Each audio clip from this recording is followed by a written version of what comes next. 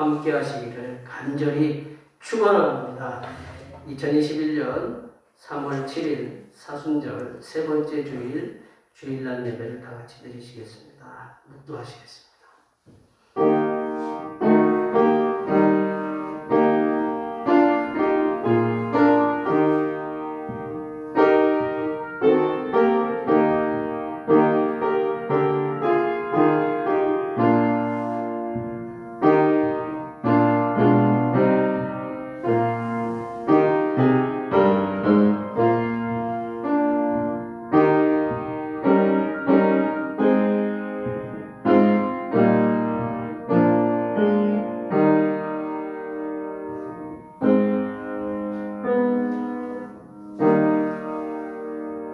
허물의 사함을 받고 자신의 죄가 가려진 자는 복이 있도다.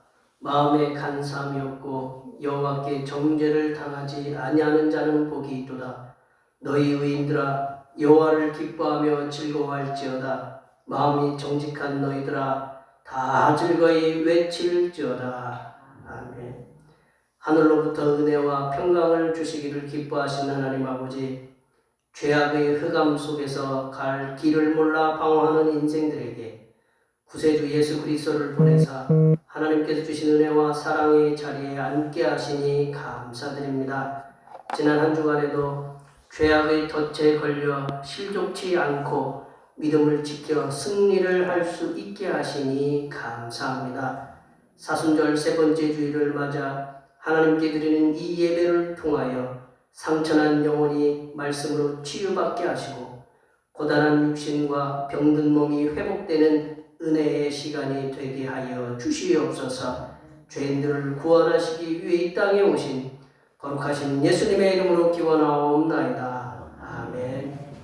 다 같이 일어나셔서 지난 한 주간 동안 우리들이 알게 모르게 지었던 우리의 모든 죄를 안주에 맞추어서 고백하는 고백 기도를 드리시겠습니다. 기도하시겠습니다.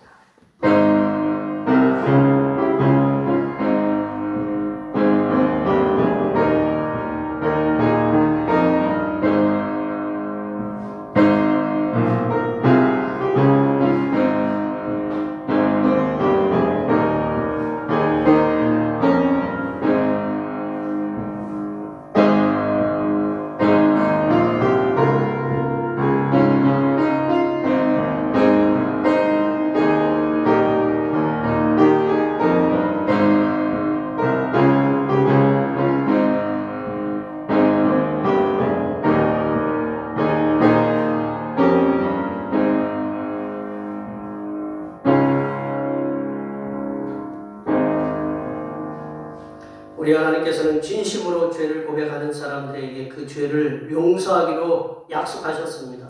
그런 누구든지 그리스도 안에 있으면 새로운 피조물이라 이전 것은 지나갔으니 보라 새 것이 되었도다.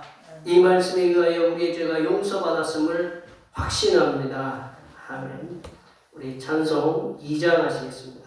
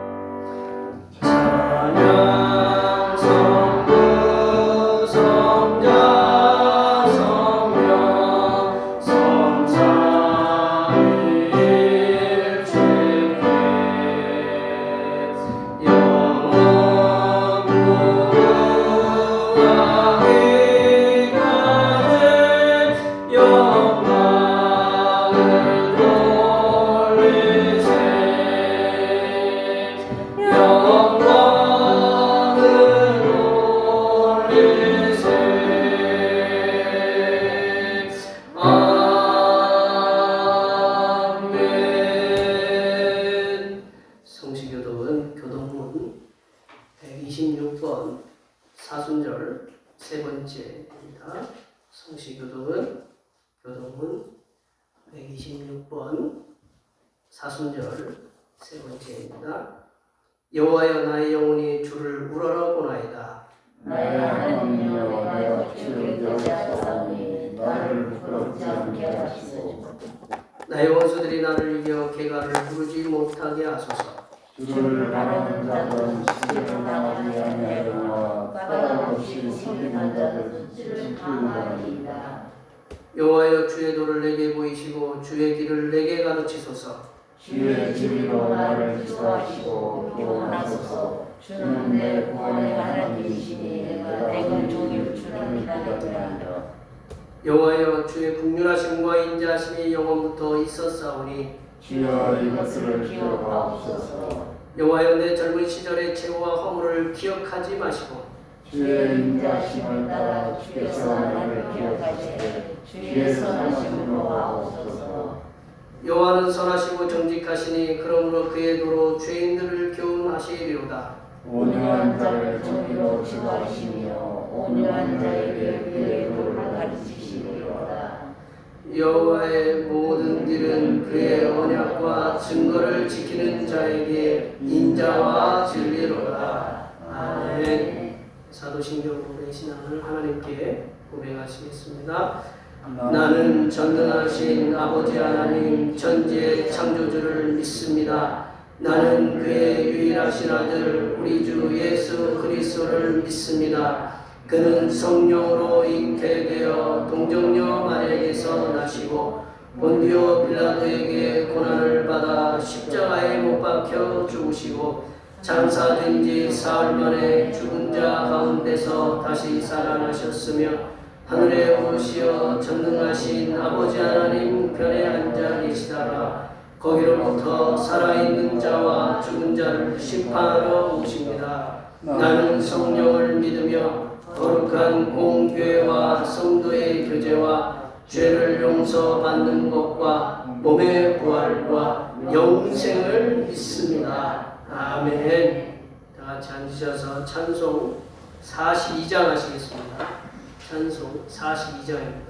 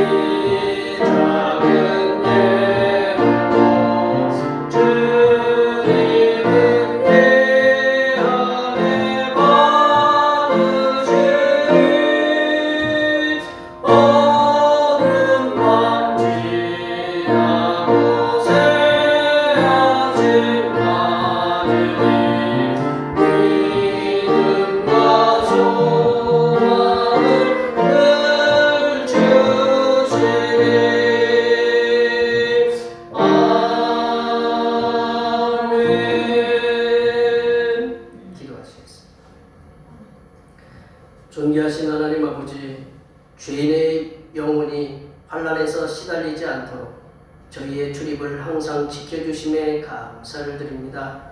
지난 한 주간에도 세상에 덧없이 실패하고 자주 주저앉았던 저희를 거룩한 예배에 불러 회복의 기회를 주신 것을 감사드립니다. 절망과 낙심 가운데서도 주님의 도우심을 기대하오며 절박한 마음으로 기도드리오니 의지할 데가 없는 우리들을 그와 같이 내버려 두지 마시고 하나님 아버지의 지극히 넓으신 긍휼하심으로 우리의 기도를 받아 주시옵소서. 하나님 아버지, 죄악으로 인해 멸망받을 죄인들을 위해 십자가를 지신 주님을 묵상하는 사순절을 지내고 있습니다. 우리의 정욕과 안목의 정욕과 이승의 자랑들을 다 십자가에 못 박고 우리들을 위해 피 흘리신 주님의 고난을 묵상하며 경건하고 겸손한 사순절을 지낼 수 있도록 도와 주시옵소서. 우리의 육신은 세상의 유혹에 나약하여 날마다 넘어지고 쓰러지며 우리의 마음은 사탄의 괴열에 이끌려 다닐 때가 많이 있습니다. 이렇게 부족하고 연약한 심령들을 하나님 아버지께서 붙잡으시사 주님의 고난당하심을 더욱 깊이 묵상할 수 있도록 우리의 몸과 마음을 지켜 주시옵소서. 하나님 아버지, 이제대평교회가 38년을 맞아 말씀을 통하여 세상을 변화시키는 교회로서의 사명을 감당할 수 있도록 도와 주시옵소서. 둘러보건대 이 자리에 있어야 할 주님의 백성들이 오랫동안 자리를 비우고 있습니다. 우리들이 먼저 그들의 심령들을 위해 기도하게 하시고 그들의 마음을 감동시키시사 회복되는 역사가 일어나게 하여 주시옵소서. 그리하여 주님을 섬기는 자리에 나와 이 자리가 차고 넘칠 수 있는 은혜가 충만하도록 인도하여 주시옵소서. 하나님 아버지의 말씀을 통하여 세상을 변화시키며 또한 교회의 부흥을 위해 힘쓰고 있는 주님의 종들 가정마다 먼저는 육신의 질병에서 놓여 강건한 삶을 살게 하여 주시옵소서. 또한 주님을 섬기기에 부족함이 없도록 물질적으로도 쓰고도 남을 만큼의 복을 내려주시며 자녀들마다 믿음을 회복하게 하시고 다시금 주님의 일에 힘쓰는 자녀들로 세워 주시옵소서. 하나님 아버지, 이 시간 하늘로부터 내려주시는 생명의 양식의 하나님의 말씀을 듣고자 합니다. 이 말씀을 들을 때 성삼위일체 하나님께서 베풀어 주시는 평안과 기쁨과 안식이 우리 심령에 충만하게 채워지게 하여 주시옵소서. 섬기기 위해 이 땅에 오신 우리 주 그리스도 예수님의 이름으로 기도하오며 이제는 주님께서 가르쳐 주신 기도로 기도하오니 하늘에 계신 우리 아버지, 아버지의 이름을 거룩하게 하시며 아버지의 나라가 오게 하시며 아버지의 뜻이 하늘에서와 같이 땅에서도 이루어지게 하소서. 오늘 우리에게 일용할 양식을 주시고 우리가 우리에게 잘못한 사람을 용서하여 준 것 같이 우리 죄를 용서하여 주시고 우리를 시험에 빠지지 않게 하시고 악에서 구하소서. 나라와 권능과 영광이 영원히 아버지의 것입니다. 아멘.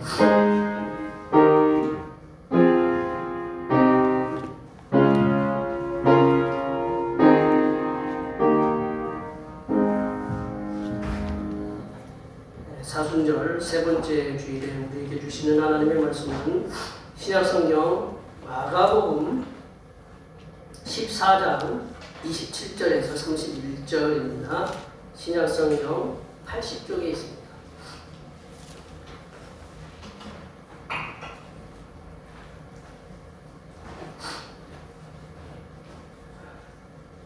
(2021년 3월 7일) 주일날 예배에 주신 하나님의 말씀은 신약성경 마가복음 14장 27절에서 31절 말씀입니다.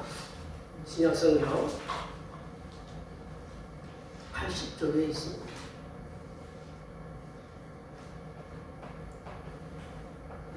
(3월) 첫째 주일에 주신 하나님의 말씀은 신약성경 마가복음 14장 27절에서 31절 말씀입니다. 한 절씩 교독하시겠습니다. 예수께서 제자들에게 이르시되 너희가 다 나를 버리리라. 이는 기록된 바 내가 목자를 치리니 양들이 흩어지리라 하였음이니라. 그러나 내가 사람에게 너희가 먼저 버리리라. 베드로가 여짜오되 다 버릴지라도 나는 그리하지 않겠나이다. 예수께서 이르시되 내가 진실로 너희에게 이르노니 오늘 나와 아니 이번 전에 내가 3번 나를 부인하리라. 함께 보십니다. 베드로가 힘있게 말하되 내가 주와 함께 죽을지언정 주를 부인하지 않겠나이다 하고 모든 제자도 이와 같이 말하니라. 아멘. 오늘은 주님의 고난을 묵상하는 사순절 세 번째 주일입니다. 내일을 예측할 수 없는 시대에 내일이 되어 주시사 선하게 인도하시는 성자 예수님께 항상 감사하시기 바랍니다. 찬양 예배는 계속적으로 코로나가 진정될 좀 단계가 좀 완화될 때까지 찬양 예배를 쉬도록 하겠습니다. 3월 목회계획 28일을 종료주일이고 29일부터 4월 4일까지 고난주간 특별 새벽 기도회가 있습니다. 기억해 주시면 감사하겠고 수요 기도의 시간을 변경을 합니다. 그동안 동절기라서 7시에 했는데 이번 주 수요일 10일 저녁부터 7시 30분에 드립니다. 아셨죠? 다음 이번 주 수요일부터 10시 30분에 7시 30분에 저녁 7시 30분에 예배 드린다는 거 꼭 기억해 주시면 감사하겠습니다. 코로나19 바이러스 확산 방지를 위해서 이렇게 열심히 수고들 해주시는데 좀 빨리 끝나도록 백신 접종도 순조롭게 이루어지고 빨리 종식될 수 있도록 위해서 많이 기도해 주시면 감사하겠습니다. 중보기도 성령 충만을 받아서 세상에 하나님의 사랑을 전하는 교회 되게 해달라고 위해서 기도해 주시면 감사하겠습니다. 이 시간 성도님들 속히 백신 접종도 되고 코로나도 이기고 자유롭게 마스크 벗고 즐겁게 얘기할 수 있는 그런 시간들이 올 수 있도록 건강하고 직장에서 그리고 사업터에서 승리하는 삶을 살게 해달라고 축복하는 시간을 갖겠습니다. 많이 축복해 주시기 바랍니다. 축복합니다.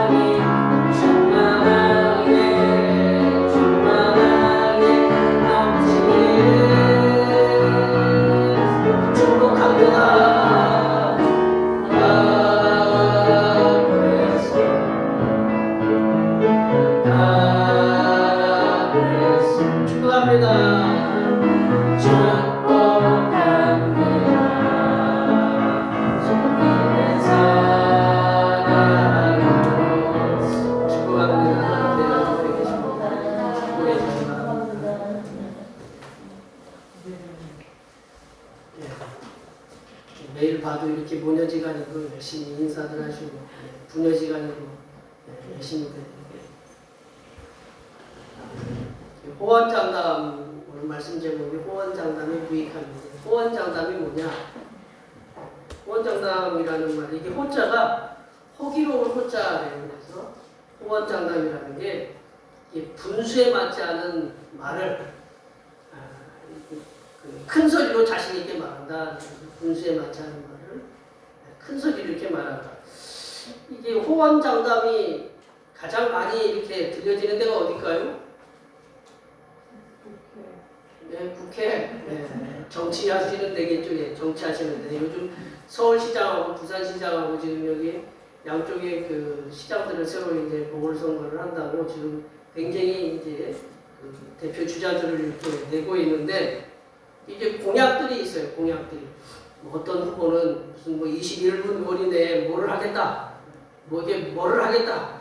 뭐 이렇게 그런 공약들을 이렇게 내놓습니다. 이제 공약이라는 말이 뭐냐면, 공약이라는 말이 정부 그리고 정당 이 후보자가 어떤 일에 대해서 국민에게 실행할 것을 약속하는 거예요. 공약이라는 게 공적인 약속이라는 거죠. 공적인 약속. 공짜가 이게 뭐 공식적인 약속인데 이제 현실에 이제 맞게 내놓는다고 그분들도 많이 연구를 하겠죠. 그죠? 그 표도 얻어야 되겠지만 현실에 맞게 이것이 이루어져야 되는 뭐 쉽게 얘기하면 유치원에서 일하는 분도 계시지만 유치원에 어떤 법을 현실적으로 맞게 근데 그 이루어지기가 쉬울까요? 어려울까요? 예. 경험적으로 볼 때 우리 여기 뭐 권사님들 여기 이제 80이 넘고 80 중반이 되시고 이제 뭐 그러게 근데 우리 뭐 강혜님처럼 몇 살 된 아이도 있고 근데 이 공약들을 지금까지 들어보면 경험적으로 볼 때 지켜진 것도 있어요. 그러나 지켜지지 않은 것들이 더 많다라는 것을 저희들이 경험적으로 볼 때 알 수 있어요. 그래서 공약이 공적인 약속이 무슨 약속으로 될 가능성이 많냐면 밑에 보면 이게 무슨 공짜일까요? 저게요? 빌공짜예요. 빈 공짜, 헛된 약속으로 이렇게 될 가능성들이 많다라는 거죠. 그래서 이런 것을 뭐 이렇게 표현하다 보면 오늘 제목에 빌려서 표현하다 보면 이런 정치적인 공약들이 호언장담의 무익함이라고 이렇게 표현할 수 있겠다라는 거죠. 때로는 호언장담이 유익할 때도 있어요. 근데 내가 기도를 갖다가 열심히 하고 성령 충만해요. 성령 충만하니까 뭐가 돼요? 성령 충만하면 뭐 약속을 많이 하잖아요. 하나님한테. 이번에는 내가 올해는 말씀을 더 많이 읽겠습니다. 이게 막 성령 충만하니까 또 기도 시간을 많이 갖겠습니다. 내 사랑도 많이 실천하겠습니다. 또 그 성령 충만하니까 몇 명의 전도를 해서 교회 주님 품 안으로 인도하겠습니다. 더 나아가서는 하나님 사업도 지켜주셔서 물질로도 더 하나님 앞에 헌신하겠습니다. 라는 그런 그 호언장담을 해요. 믿음과 성령이 충만하면 그럴 수 있다라는 거죠. 근데 이제 이런 호언장담은 좋다고 봐요. 저는. 왜 그러냐? 호언장담이 말씀을 많이 읽고 기도도 많이 하고 사랑도 많이 실천하고 하나님 주신 복을 갖다가 더 많이 이렇게 헌신해서 물질 드리겠다. 이런 호언장담은 100% 지켜지지 않는다고 해도 어디 속에 남아요? 늘 머릿속에 남아. 성령이 자꾸 오늘도 우리 딸아이랑 이제 성령에 대해서 얘기했지만 우리 속에 자꾸 너 왜 기도 안 하고 있니? 너 말씀 왜 안 보고 있니? 너 왜 또 사랑을 실천 안 하고 있니? 너 주님께서 복 주신 거 있잖아. 왜 너 그거 왜 그대로 이렇게 너 네 손에 쥐고 있니? 그거를 자꾸 누가 얘기해줘요? 성령께서 자꾸 얘기해줘요. 그러면 내가 그 100이라고 했을 때 뭐 30이라도 하나님 앞에 하려고 노력하는 그래서 이런 호언장담은 신앙생활에 굉장히 유익하다고 볼 수 있어요. 모든 걸 100% 지킨다고 하나님이 다 이렇게 우리가 하나님한테 약속해가지고 뭐 정치인들만 뭐 이렇게 비판할 게 아니라 우리도 하나님 앞에 약속한 거 보면 대부분 많이 못 지켜요. 그렇지만 하나님이 우리를 이쁘게 봐주셔요. 왜냐하면 지키려고 노력을 하니까 성령께서 뭐 하라고 하면 그래도 따라 살려고 여기 계신 분들은 제가 사정은 잘 모르겠지만 오늘 교회 오실 때 내가 많이 어떤 사정이 있어서 어딜 가야 되는 상황이고 힘들어서 되게 못 올 상황인데도 불구하고 성령께서 자꾸 깨우셔가지고 너 김 목사 뭐 설교는 그래도 그냥 그렇지만 너 나한테 예배하러 와야지 그러면서 깨우셔서 이렇게 하나님이 오게 하실 수 있어요. 그게 뭐냐? 성령께서 우리가 역사하시는 거거든요. 내가 하나님 앞에 공약을 했지만 그 공약이 다 이루어지지 못해도 호언장담을 했지만 그래도 어느 정도 이렇게 하려고 하는 그러한 모습을 볼 때 그런 호언장담은 유익하다고 이렇게 볼 수 있어요. 근데 이러한 약속이 우리의 신앙에 진전을 가지고 올 수 있다는 것에 대해서 호언장담의 유익함인데 근데 오늘 본문에서 보면 그 등장하는 인물이 있어요. 베드로와 11제자. 근데 이들이 호언장담을 했는데 오늘 본문에서 나오는 호언장담을 통해서 그들의 사역, 그들의 신앙에 큰 도움이 됐느냐? 그렇지 안 했다라는 거죠. 그들이 말했던 호언장담이 부메랑이 되어서 이렇게 던지면 다시 돌아오는 그런 부메랑이 있잖아요. 부메랑이 되어서 자신들의 어떤 양심에 찔리고 자신들의 어떤 그 삶에 힘들게 했던 부분이 오늘 본문 말씀이다 라고 이렇게 볼 수 있습니다. 이 호언장담의 무익함이 오늘 본문에서 이렇게 드러나는데, 왜 제자들이 예수님을 버리지 않겠다고 이렇게 호언장담을 했는데 왜 예수님을 버릴 수밖에 없었는가? 그 말씀을 통해서 우리들도 한번 이런 것에 예수님에 대해서 내가 열심히 이렇게 가지려고 했지만 그렇지 못하고 예수님을 갖다가 전혀 이렇게 다른 방향으로 이렇게 예수님과 등지는 그런 또 삶을 살아가는 또 그런 사람들을 볼 때 우리가 호언장담의 이 제자들의 모습을 보면서 호언장담에 왜 제자들이 호언장담을 해서 무익하게 되었는가? 우리들은 그런 전철을 밟지 않도록 어떻게 하면 되는가? 한번 말씀을 함께 나눠보도록 하겠습니다. 첫 번째로 왜 제자들이 왜 호언장담을 통해서 무익함이 되었냐면 예수님의 십자가 사역에 대한 오해, 예수님의 십자가 사역에 대한 오해로 인해서 실족했다라는 거죠. 그래서 예수님을 버리게 됐다. 예수님의 그 사역에 대한 오해로 말미암아서 실족하게 됐어요. 이게 쉽게 얘기하면 내가 누군가의 기대를 했는데 기대치에 못 미치니까 실족하게 하고 이게 버리게 되었다. 그리고 그 제자들의 모습이 바로 오늘 제자들의 모습이다라는 거죠. 27절 말씀을 읽어볼까요? 27절 말씀입니다. 예수께서 제자들에게 이르시되 너희가 다 나를 버리리라. 이는 기록된 바 내가 목자를 치리니 양들이 흩어지리라 하였음이니라. 오늘 이 17절 말씀 바로 앞에 보면 26절 말씀이 뭐냐면 예수님께서 성찬식을 하시고 찬미하시면서 시편의 말씀을 이렇게 찬양하시면서 감람산으로 가셨어요. 근데 감람산을 이렇게 찬양하시면서 올라가시면서 하신 말씀이 뭐냐? 바로 이 말씀이에요. 올라가시면서 찬양하시면서 즐겁게 감람산으로 올라가시는데 갑자기 예수님께서 너희가 다 나를 버리리라 라고 이렇게 얘기를 하시는 거예요. 지금까지 분위기가 아주 좋았는데 갑자기 예수님이 너희가 다 나를 버리리라 그렇게 말씀하시니까 이게 무슨 예수님이 뜬구름 같은 소리를 하시나 그러면서 한 방울 먹은 거예요, 제자들이. 그런데 예수님께서 스가랴서 말씀, 이 성경을 인용한다는 것은 반드시 이루어진다는 거거든요. 스가랴서 13장 7절 말씀의 예언대로 제자들에게 내가 목자를 갖다가 강하게 때릴 것이니 너희들은 분명히 양들은 흩어진다라고 분명히 그 예언되었다라는 거죠. 이 버리리라, 이게 버리리라라는 말씀, 이 보면 우리도 주석이 한번 볼까요? 버리리라는 말씀이 27절에 보면 나를 버리리라라는 말씀, 우리 성경책에 보면 뭐라고 써 있어요? 1번이라고 써 있죠? 1번으로 써 있는데 그 밑에 보시면 뭐라고 써 있어요? 나로 말미암아 실족하리라라는 말씀이에요. 나로 말미암아 실족하리라. 네, 이게 뭐냐? 이 뜻이 뭐냐? 이 버리리라라는 말씀 이렇게 내려보시면 버리리라는 말씀 원래 뜻은 뭐냐면 죄를 짓게 하다라는 거예요. 스칸달리조, 어디서 저번에도 한번 설명했지만 이 배우가 저 사람하고 스캔들이 났어. 그런 얘기 들어보셨어요? 안 들어보셨어요? 한 번도 안 들어보셨어요?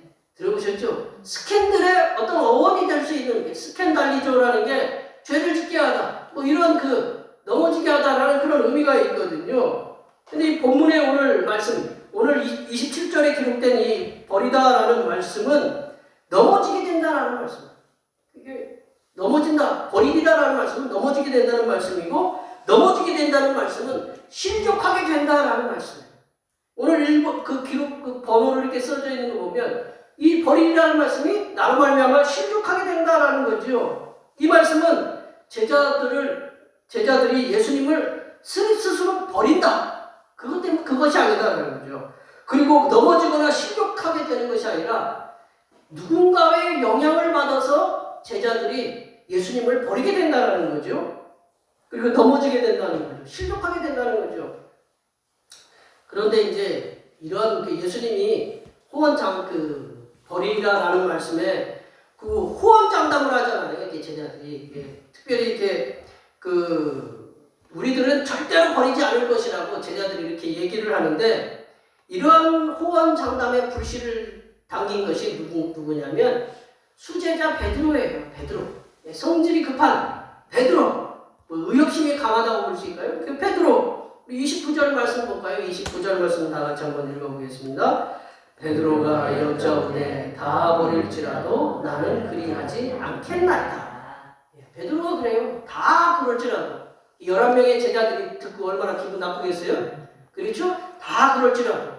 뭐 생각해보세요. 우리 성도님들 여기에 모여있는데 대놓고 앞에서 누가 딱 나타나가지고 나는 여기 있는 분들이 다 버릴지라도 나는 주님 절대 버리지 않겠습니다. 그건 장담을 해요.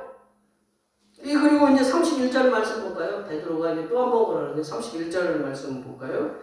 베드로가 힘있게 말하되 내가 주와 함께 죽을지언정 주를 부인하지 않겠나이다 하고 모든 제자도 이와 같이 말하리라. 이 베드로는 언제나 예수님의 질문에 우리가 마태복음 16장에 지난주에도 마가복음 8장에 보면 너는 나를 누구라고 하느냐라고 얘기했을 때 주는 그리스도시요 살아계신 하나님의 아들이십니다라고 이렇게 아주 성질급하게 이렇게 성질급하지만 믿음으로 대답하잖아요.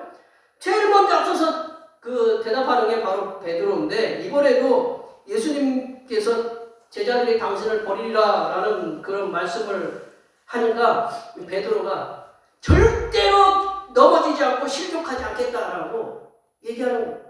내가 예수님과 함께 반드시 죽을지언정 예수님을 부인하지 않겠다. 그렇게 부인하다라는 말씀은 우리가 지난주에도 얘기했지만 자기 십자가를 지고 자기를 부인하다라는 말이거든요. 부인하다라는 것은 내가 없다라는 것이거든요. 그런 의미인데 여기서 부인하지 않겠다라는 것은 예수님을 모른다라는 표현이죠. 이에 질세라 다른 열한 제자들도 어떻게 해요? 베드로와 같이 나도 우리도 부인하지 않겠다라고 이렇게 호언장담을 하고 있습니다. 근데 이제 제자들의 이런 호기로운 호언장담이고요. 현실은 현실입니다. 이 말을 하고 나서 몇 시간 후에 어떻게 됐어요? 제자들이 예수님도 버리고 베드로는 예수님 3번 부인하고 그렇게 버리고 부인하잖아요. 그러면 앞서서 제가 이제 이렇게 말씀드렸지만 제자들이 누구의 영향을 받아서 이게 스스로 넘어지는 게 아니고 스스로 실족한 게 아니고 스스로 버린 게 아니거든요. 누구의 영향을 받아서 이렇게 실족해서 넘어진 게 된 거거든요. 그러면 누구로 인해서 그 예수님을 버리게 됐을까요? 제자들이.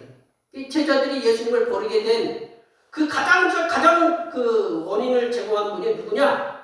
예수님 당신이다라는 거예요. 영어로 얘기하면 아이러니하죠. 예수님 당신을 버리게 하신 원인이 뭐냐면 예수님 당신이 제자들에게 그런 그 영향력을 주셨다라는 거죠. 제자들은 그 예수님에 대해서 잘 이해를 못했다는 거죠. 왜냐하면 예수님이 당신이 십자가에 못 박히고 사흘 만에 부활하실 것이다라는 그런 얘기를 잘 이해를 못했어요. 왜냐하면 제자들이 지금 지난 3년 동안 그 예수님을 겪어온 게 있잖아요. 3년 동안 이렇게 보험을 가까이에서 동고동락하며 먹고 살 부딪히면서 웃고 울고 하는 그러한 삶을 이렇게 살아가면서 예수님에 대해서 이렇게 보아온 것들이 있잖아요. 예수님이 뭘 봐왔을까요? 오병이어와 7병이 있잖아요. 물고기 5개, 5병, 떡 5개와 물고기 2마리. 여기 올라오면 자꾸 헷갈려요. 5병이요. 7개 떡과 물고기 2마리로 5,000명 먹이고 4,000명 먹었어요. 한번 생각해보세요. 우리 권사님들 얼마나 좋으시 식당 하시는 권사님 이게 진짜 좋을 거예요. 이거 5병이어로 그럼 5,000명 먹인다. 그러면 우리 권사님 금방 부자 돼. 딸 거 없어. 이렇게 몇만 원 갖고 몇천만 원 벌을 수 있는 그런 건데 생각해보세요. 쉽게 우리 유치원에서 가르치는 선생님들 이 한 가지로 매번 가르쳐도 새로워진다. 그렇게 하면 얼마나 5병이와 7병이어로 이렇게 5,000명 먹이고 4,000명 먹였다.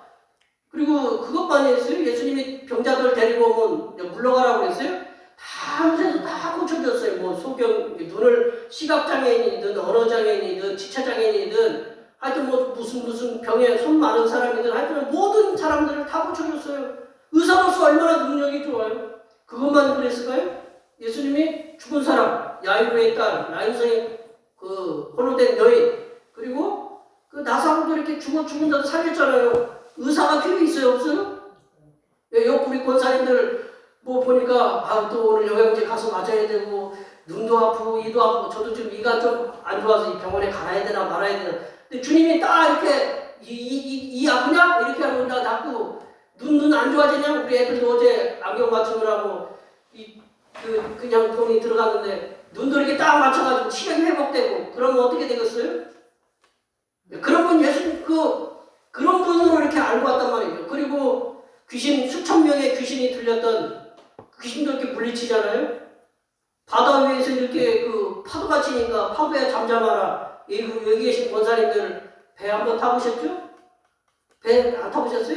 배가 탈 때 그냥 잔잔한 게 아니라 막 너울치고 막 물이 넘어오는데 무슨 정신이 있겠어요. 근데 예수님이 딱 일어나더니 바다야 잔잔하라. 우리 권사님들이 일어나가지고 바다야 잔잔하라고 하면 바다가 잔잔해져요?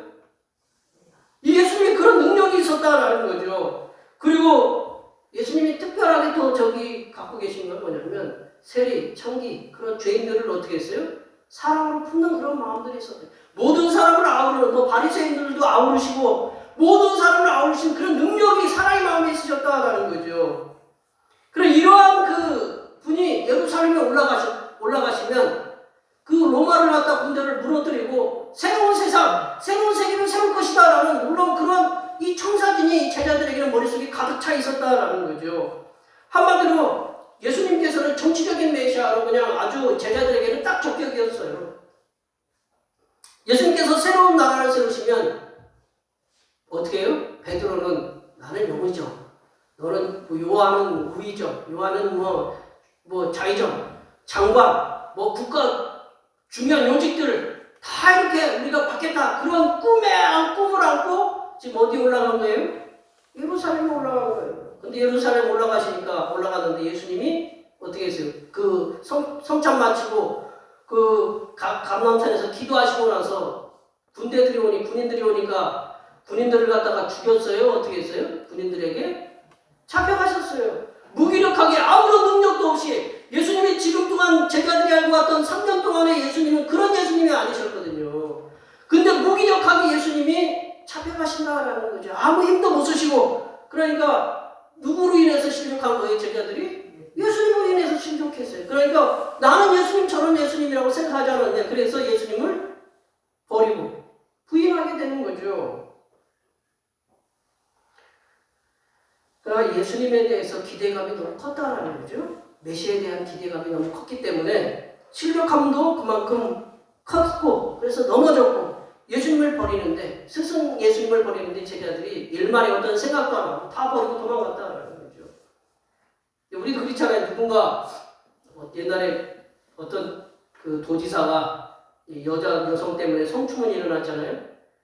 그분이 대권 주자였잖아요. 안 누구라고.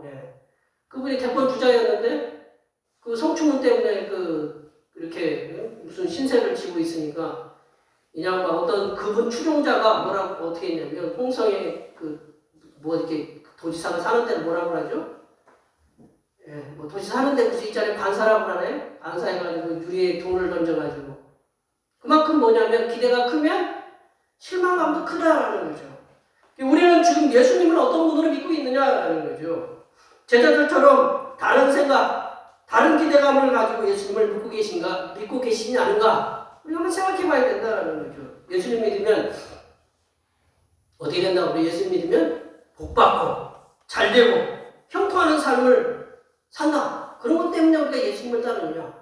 아니 그런 것도 있죠. 예수님 믿으면 잘되고 형통하고 복받고 내가 매일 새벽마다 여기 우리 권사님들 우리 여기 계신 모든 분들 이름 다 불러가면서 기도하는데 그렇게 잘 되라고 기도하거든요. 근데 예수 믿으면 다 잘 돼요?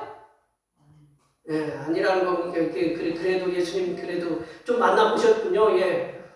예수 믿으면 물론 복 받아요. 28절 예수님 믿는 거 그 자체가 예수님 믿는 그 자체가 복이잖아요. 예수 믿는 게 그 자체가 복인데 근데 신명기 28장에 보면 예수님은 무슨 상상의 하나님은 우리에게 상상적인 어떤 약속을 하지 않아요. 현실의 약속을 해요. 현실의. 신명기 28장에 보시면 너희가 하나님의 말씀 듣고 순종하면 어떻게 해요? 쉽게 얘기하면 들어가도 복을 받고 나가도 복을 받는다. 뭐 너희의 떡반죽 그릇이 복을 받고, 쉽게 얘기하면 우리의 통장에 돈들이 많이 차고 넘치고 자녀들도 잘 되고 우리 사업도 번성하고 직장에서는 승진 쫙쫙쫙 하고 그렇게 잘 된다고 그렇게 성경에 분명히 약속하고 계신다. 그러나 늘 그런 일만 있어요. 예수님 믿으면 예수님의 부활의 영광도 있지만 부활의 영광 전에 예수님이 뭐를 당하셨어요? 십자가에 고난 당하셨잖아요. 우리는 부활의 영광만 이렇게 자꾸 이렇게 지키지만 예수님 부활하시기 전에는 부활하시려면 돌아가셨잖아요. 십자가에 고난이 있다라는 거죠. 제자된 우리는 예수님을 우리의 생각의 틀에 가두면 안 된다는 거죠. 내가 예수님 믿으면 이것도 잘 되고 저것도 잘 되고 앞으로 뭐 형통하고 그런 생각의 틀. 그러니까 내가 그러한 내 계획, 내 사업, 내 가정, 내가 사람과의 관계, 내가 비전이 있고 꿈이 있어요, 야망이 있어요. 그런 것들이 내 생각의 틀에 예수님을 갖다 끼워놓으면 그게 안 되면 어떻게 돼요? 예수님 믿으면 복 받고 11조 하면 우리가 차고 넘치고 저도 맨날 그렇게 기도를 드리지만 그렇게 되느냐고? 돼요? 그러니까 우리가 예수님을 그런 틀에 가둬놓으면 안 된다는 거예요. 똑같이 제자들이 예수님 예루살렘 올라가면 나는 좌의정이고 너는 영의정 이거를 다 찾아내 그런 생각에 머리만 가득 차 있지 실질적으로 예수님이 누군가에 대해서 그 사역에 대한 오해를 그렇게 많이 해서 그들이 다 버리잖아요. 만약에 우리가 예수님을 우리 틀 안에 이렇게 가둬놓잖아요. 그러다가 그게 안 이루어지면 어떻게 될까요? 내가 열심히 11조도 하고 열심히 신앙생활 기도도 많이 하고 뭐 전도도 열심히 했는데 왜 이렇게 내 몸에는 병도 생기고 내 자녀들은 또 안 되고 그러느냐? 그러다 보면 어떻게 돼요? 신앙생활을 게을리하게 돼요.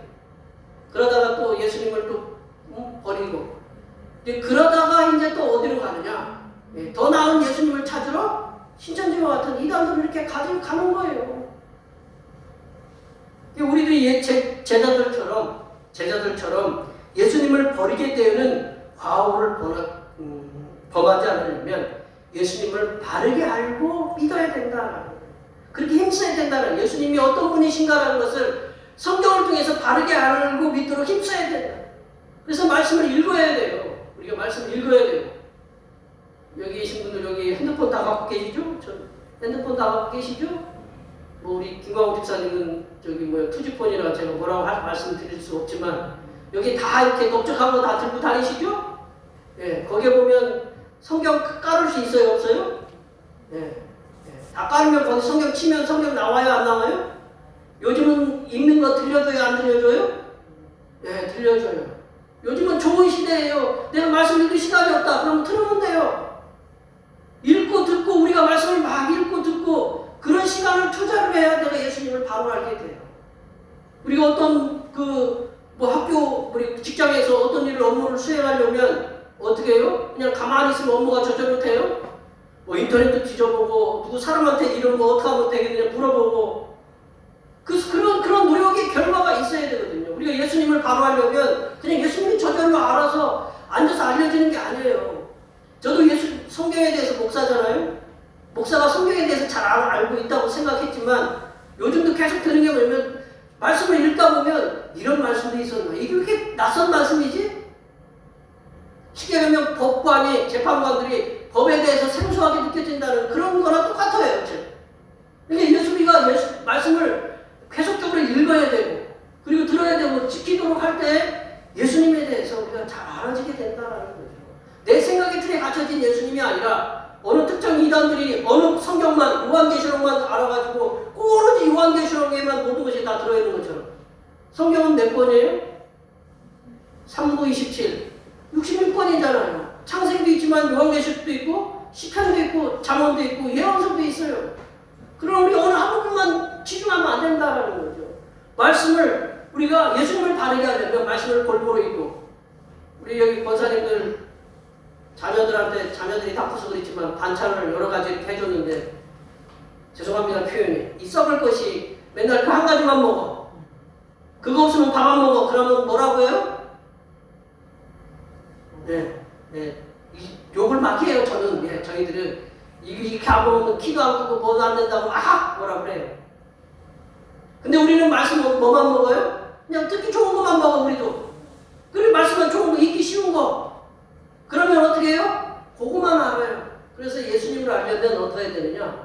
우리가 애들한테 뭐 이것만 먹는다고 욕할 게 아니고 이것도 이 말씀 듣고 저 말씀도 듣고 골고루 먹어야 내가 신앙생활이 다 좋은 거예요. 가장 보약은 뭐예요? 우리 몸의 가장 보약은 잘 드시는 거예요. 골고루 잘 드시는 거예요. 우리가 체력이 있어야 건강이 유지되는 거예요. 분도 좋아지고 이도 좋아지고 우리 몸도 좋아지는 거예요. 그럴 때 우리가 말씀을 읽을 때 어느 한 부분만 치중해서 읽는 게 아니고 골고루 그 말씀을 읽도록 예수님을 바르게 알을 때 그러면 예수님이 이렇게 다가온다는 거야. 예수님도 이런 고난 당하셨고 우리 성경의 인물들도 이러한 고난을 당했다라는 거예요. 그래서 이런 영광을 얻었다라는 걸 알 수 있게 된다라는 거죠. 그래서 우리가 예수님을 잘 알 수 있도록 말씀을 열심히 읽고 듣고 지키는 일에 힘쓰셔서 그 말씀을 바르게 읽고 듣고 지킬 수 있는, 그래서 순종하면서 살아가는 하나님의 귀한 종들이 되시기를 간절히 축원합니다. 두 번째로 제자들이 왜 호언장담을 해서 그렇게 부익하게 됐느냐면 예수님의 말씀을 듣는 것을 소홀히 하였다, 무시하였다라는 거예요. 제가 말씀이지만 앞에서도 말씀을 했지만 제자들은 예수님의 말씀을 듣는 것을 소홀히 하고 무시하였다. 제가 왜 이 말씀을 드리냐면 제자들은 자신들이 듣고 싶은 예수님의 말씀만 들었다. 예수님의 말씀이 자신들의 마음에 와닿지 않으면 무시했다. 분명히 예수님께서는 28절에 뭐라고 기록되어 있냐면 성경 한번 보시면 28절에 보면 내가 살아난 후에 너희보다 먼저 어디로 가리라? 갈릴리로 가리라.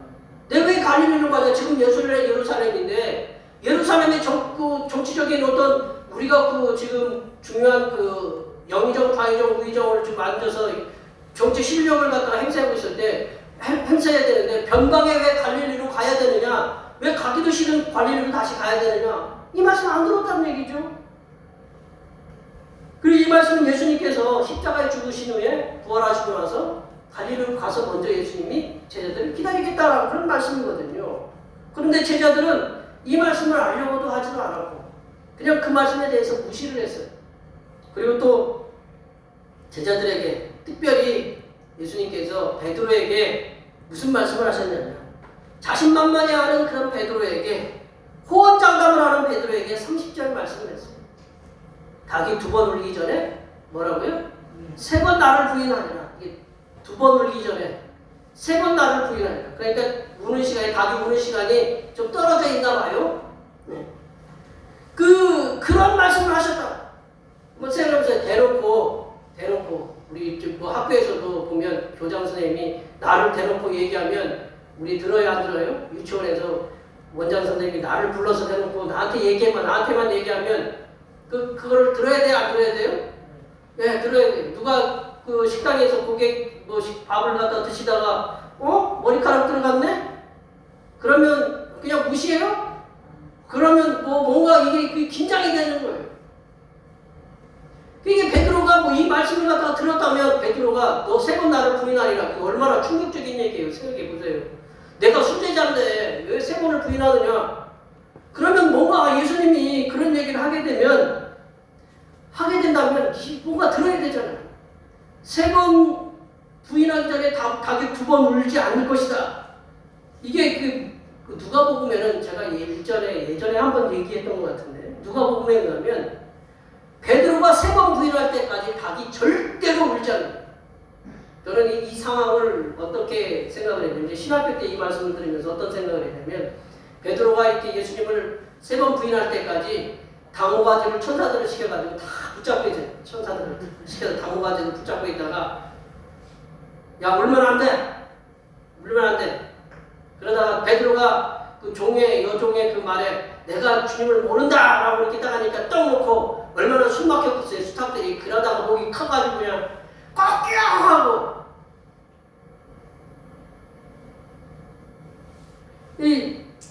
보통 이게 저기에 닭이 언제 울어요? 닭이 새벽에. 예. 지금 제가 여쭤보는 이유가 왜 여쭤보냐면 제가 몰라서 여쭤보는 게 아니라 저쪽 저쪽 이제 고대 그 교동이라고 하죠. 이스라엘 쪽 그쪽의 닭들은 좀 우리보다 빨라나가. 이게 들어보면 정확하게는 제가 이제 그분들 기록에 의한 거니까 저도 제가 안 들어봐서 잘 몰라요. 기록에 의하면 12시 반에 처음 울고 그 다음에 1시 반에 운다고 그래요. 제가 그 당시 안 살아봐서 모르는데 기록에 의하면 그렇다라는 거예요. 근데 우리 집 닭들은, 우리 주변의 닭들은 언제 울어요? 잘 요즘 닭이 안 울어서? 한 4시쯤 울어요? 5시쯤 울어요? 우리 아래집 닭은 좀 더 늦게 울긴 울더라고, 우는 시간이. 그럼 우리 시간으로 생각하면 예수님이 새벽에 부인했다, 새벽에 잡혀갔다라고 할 수도 있지만 어떻게 돼요? 이 12시, 1시 반으로 하면 뭐 하여튼 한밤중에 잡혀가신 거나 비슷하죠? 예. 이 3년 동안 예수님이 제자들을 가르쳤잖아요. 그러면 제자들이 그동안 예수님 말씀 많이 들었을 거 아니에요. 근데 이게 마지막으로 예수님께서, 이게 마지막 될지 안 될지 몰랐지만 제자들에게 예수님이 3번 부인하리라 라는 그 말씀을 이렇게 베드로에게 꼭 집어서 얘기했다면 베드로가 그냥 말을 갖다가 좀 생각해 봤을까요? 봤어야 됐을까요? 안 했어야 됐을까요? 생각을 해야 되지 않았을까요? 왜 내가 예수님을 3번 모른다고 부인할까? 예수님을 왜 버릴까? 그러면 내가 예수님을 안 버리도록 어떻게 하면 되겠습니까? 라고 그런 질문을 해야 되는 거 아니겠어요? 이 제자들이 12명의 제자들이 그렇게 질문하는 제자들은 하나도 없었다라는 거죠. 다 예수님을 버리기는 듣기에 머릿속에 뭐만 가득 찬 거예요? 그냥 정권의 그냥 권력이 그냥 야심만 머릿속에 가득 찼기 때문에 예수님 말씀이 머리에 들어오지 않는다라는 거죠. 그러니까 예수님을 갖다가 버릴 수밖에 없는 거죠. 그런 예수님, 내 기대치에 맞지 않은 예수님. 그러니까 말씀을 듣지 않았으니까, 예수님 말씀을 제대로 듣지 않았으니까 호언장담에도 불구하고 그게 무익하게 되었다는 거죠. 예수님을 부인하고 예수님을 버리고. 우리는 일주일에, 요즘은 코로나로 인해서 일주일에 2번 정도가 많이 들으면 주일날하고 수요일날 이렇게 하고 많이 듣는데, 우리는 하나님께서 이제 뭐 저를 통해서든지 이제 저밖에 없으니까 이제 주의 종들을 통해서 들려주시는 말씀을 경청해서 듣도록. 경청이라는 말이 뭔지 아시죠? 경청. 듣는다라는데 어떻게 듣느냐? 기울여서 듣는 거죠. 내 몸을 앞으로 숙여서 이 무슨 말씀하시는가 기울여서 듣는 것을 경청한다라는 거죠. 강단에서 선포되어지는 말씀이 내 생각과 맞지 않고 내 지금의 처지에 맞지 않고 내 삶의 상황들이 있잖아요. 내 삶의 상황들과 맞지 않고 그리고 내가 듣고 싶은 말씀이 아니라고 해서 소홀히 듣거나 무시하는 일이 없는지 우리가 성찰해야 된다라는 거죠. 하나님께서 주신 말씀이 지금의 나의 모든 삶의 환경, 처지에 다 들어맞기 때문에 듣는 건 아니다라는 거죠. 내 모든 환경에 다 맞아서 그냥 듣는 게 아니다라는 거죠. 하나님 말씀을 듣는 이유가 뭐냐? 하나님 말씀이기 때문에 듣는 거예요. 하나님 말씀을 듣는 이유는 내 상황과 내 처지가 거기에 이렇게 잘 부합되고 나를 위로해 주기 때문에 그 말씀을 듣는 것이 아니라 하나님 말씀은 하나님 말씀이기 때문에 들어야 된다는 거죠. 사람들이 지하수를 깊게 파잖아요. 요즘 뭐 수도가 있어서 그렇지만 사람들이 이제 지하수를 깊게 파요. 얇게 파는 것보다는 깊게 파요. 왜 깊게 팔까요? 깊게 팔수록 물들이 서로 연결되어 있다고 그러잖아요. 이 성경도 마찬가지예요.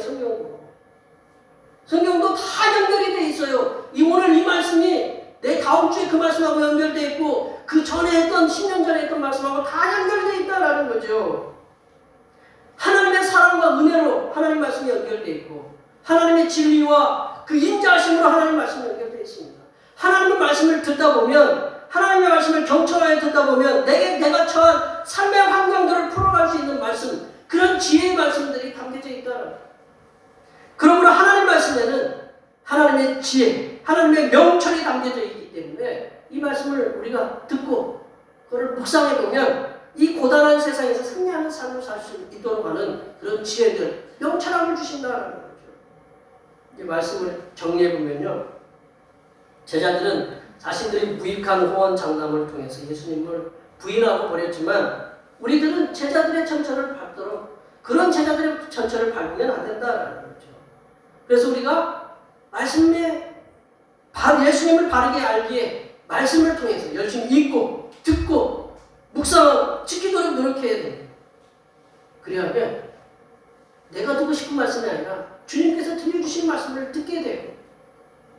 그래서 오늘 모여 예배하시는 모든 주님의 백성들에게 성삼일체 하나님께서 말씀을 통하여 베풀어 주시는 그런 지혜가 생기고 또 세상에서 승리할 수 있는 그런 통찰력도 얻게 됨을 우리가 믿으시기 바랍니다. 그래서 이러한 성삼위일체 하나님의 사랑과 은혜 속에 그리고 인자와 진리 속에 이 한 주간도 승리하시는 하나님의 귀한 백성들이 되시기를 간절히 축원합니다. 기도하시겠습니다. 하나님 아버지, 우리 하나님께서 우리에게 주신 말씀을 통하여 성삼위일체 하나님을 바르게 알아가게 하시고 하나님께서 들려주시는 귀한 말씀을 경청하여 세상에서 승리하며 살아갈 수 있는 하나님의 지혜와 하나님께서 주시는 통찰력을 받게 하여 주시옵소서. 거룩하신 예수님의 이름으로 기도하옵나이다. 아멘. 우리에게 주신 하나님의 말씀을 생각하시면서 찬송 390장 하시겠습니다. 찬송하시면서 준비하신 내용을 하나님 앞에 드리시겠습니다.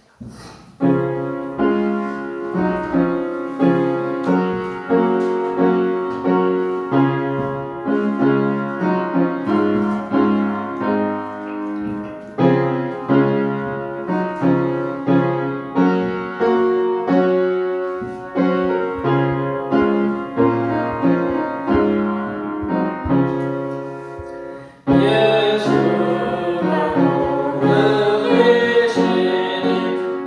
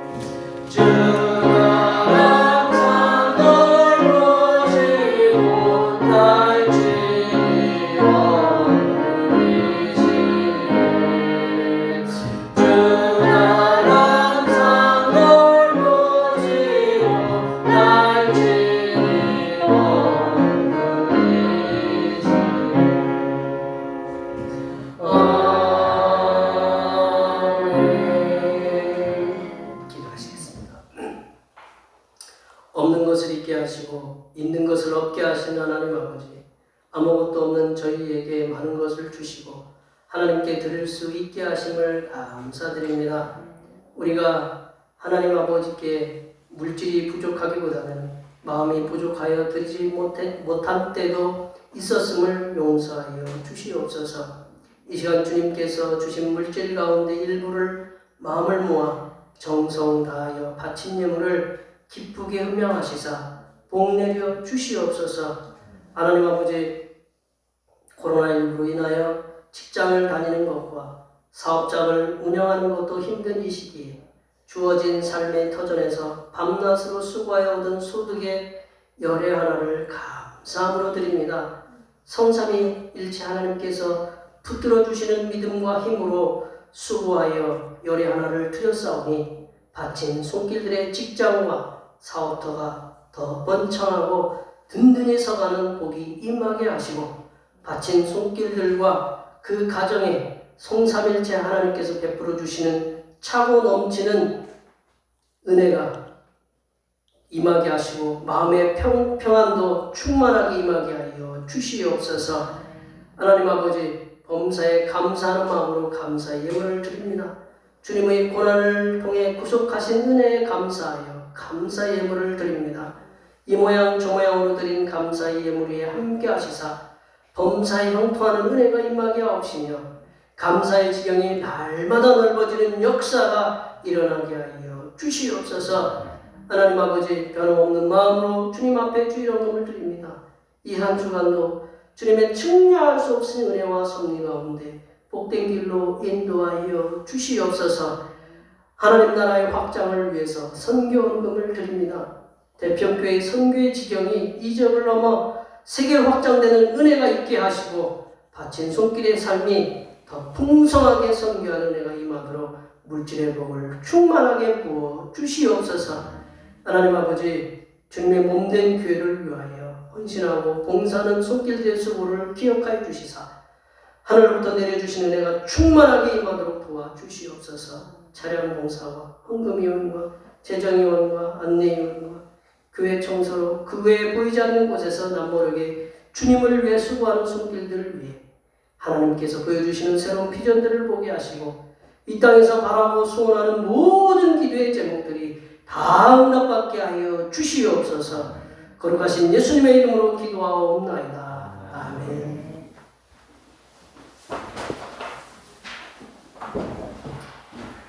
다 같이 들어주셔서 사명선언문 제청하시겠습니다. 대평교회 사명선언문.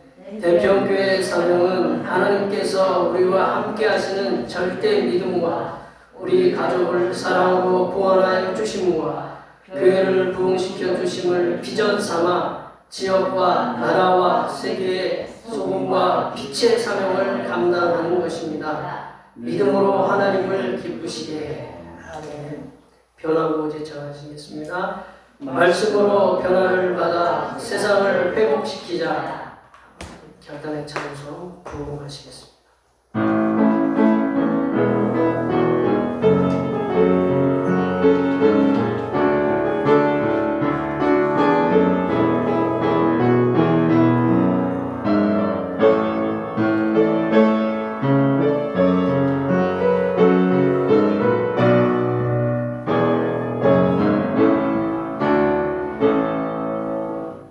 이 땅의 왕궁함을 보소서.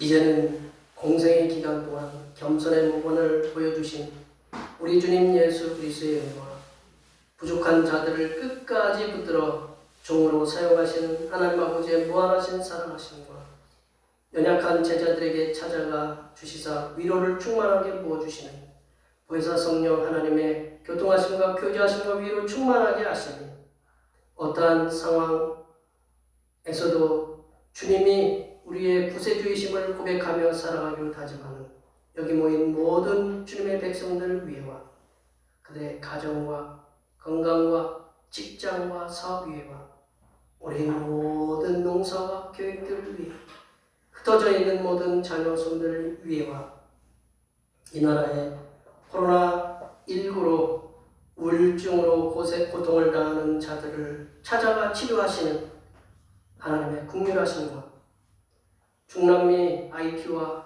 베네수엘라의 정부의 무능으로 인하여 살해당하거나 생명의 위협을 받고 살아가는 여성들에게 하나님의 눈동자와 같은 보살피심의 은혜가 이제부터 영원토록 함께하옵시기를 간절히 축원하옵나이다.